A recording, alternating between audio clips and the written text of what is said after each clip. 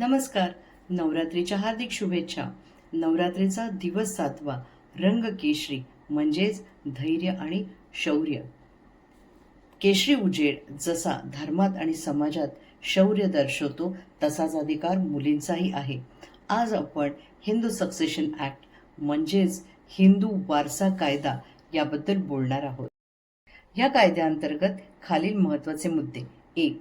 मुलगी कुटुंबाच्या वडिलोपार्जित प्रॉपर्टीमध्ये समान भागीदार आहे. 2.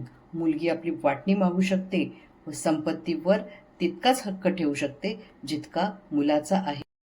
3. मुलींना वडिलांच्या किंवा पतीच्या निधनानंतर संपत्तीमध्ये समान अधिकार आहे. 4. मुलींना आईच्या मृत्यूनंतर तिच्या संपत्तीत समान अधिकार आहे. 5. मुलीला मिळालेल्या प्रॉपर्टीची ती विक्री, गहाण किंवा दान करू शकते.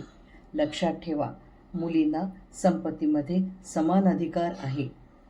तुमचा कायदा, तुमचे हक्क. सरळ सोप्या भाषेत. नमस्कार.